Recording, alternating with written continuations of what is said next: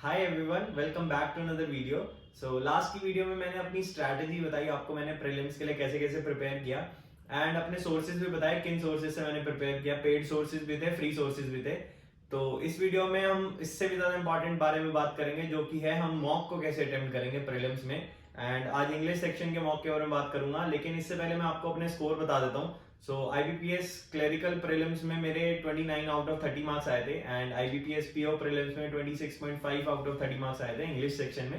तो अब स्टार्ट करते हैं वीडियो को। इंग्लिश की स्ट्रैटेजी बताता हूँ कैसे मॉक को अटेम्प्ट करता था। मॉक के सोर्सेज मैंने आपको पहले भी बता दिए, olive board, practice mock and गाइडली के मॉक यूज करता था। एंड मॉक कैसे अटेम्प्ट करता था, तो मॉक जो है वो मेरा 3 पार्ट्स में डिवाइडेड था। पहला पार्ट था मिसलेनियस। मिसलेनियस में आता है आपका क्लॉज टेस्ट आता है, सिंगल फिलर आता है, फ्रेज रिप्लेसमेंट होता है और एरर डिटेक्शन होते हैं, और भी कुछ टॉपिक्स होते हैं। तो पहले मैं सबसे पहले जाते ही मॉक में मिसलेनियस पार्ट को अटेम्प्ट करता था, क्योंकि मिसलेनियस पार्ट थोड़ा सा इजी होता है और कम टाइम कंज्यूमिंग होता है। अगर हम कंपेयर करें रीडिंग कॉम्प्रिहेंशन से, रीडिंग कॉम्प्रिहेंशन में आपको पूरा आरसी पढ़ना पड़ेगा, देन क्वेश्चंस के आंसर करने पड़ेंगे। बट मिसलेनियस पार्ट में आप सिंगल सिंगल क्वेश्चन पढ़ के आंसर करते रहोगे, तो वो कम टाइम कंज्यूम करते हैं और कॉन्फिडेंस ज्यादा देते हैं, क्योंकि ज्यादा क्वेश्चन अटेम्प्ट कर पाते हो आप इनिशियली। यही हमारी स्ट्रैटेजी होती है, कम टाइम में ज्यादा क्वेश्चन अटेम्प्ट करने प्रीलिम्स में। दूसरा जो पार्ट होता है वो मैं यूज करता था पैराजंबल, जो सेकेंड पार्ट में पेपर में अटेम्प्ट करता था। अगर पैराजंबल इजी आता है तो मैं पहले पैराजंबल अटेम्प्ट करता था, लेकिन अगर पैराजंबल डिफिकल्ट आता है तो मैं पहले रीडिंग कॉम्प्रिहेंशन को अटेम्प्ट करता था, क्योंकि मेरे लिए रीडिंग कॉम्प्रिहेंशन कई बार इजी हो जाता है पैराजंबल से।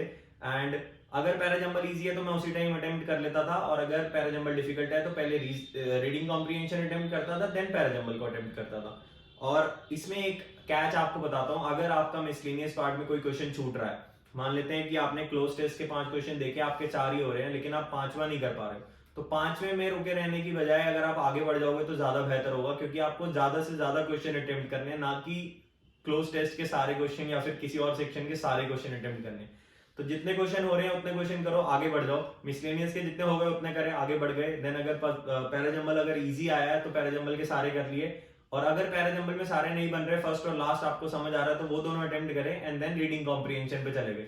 और रीडिंग कॉम्प्रिहेंशन में भी सेम, अगर 10 क्वेश्चन रीडिंग कॉम्प्रिहेंशन के हैं प्रीलिम्स में और आपको सिर्फ 7 या 8 आ रहे हैं, वोकैबुलरी वाले 2-3 क्वेश्चन नहीं कर पा रहे हो, तो वो छोड़ दो, स्किप करो और आगे वापस से फिर मिसलेनियस पे आ जाओ, अगर टाइम बचता है थोड़ा तो अटेम्प्ट करने के लिए।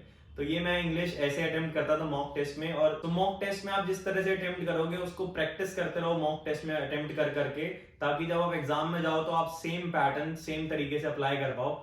और ये रही इंग्लिश की मेरे कैसे अटेम्प्ट करता था मैं मॉक टेस्ट को। बाकी मैथ्स और रीजनिंग की बात करेंगे नेक्स्ट वीडियोस में। सो तब तक के लिए गुड बाय।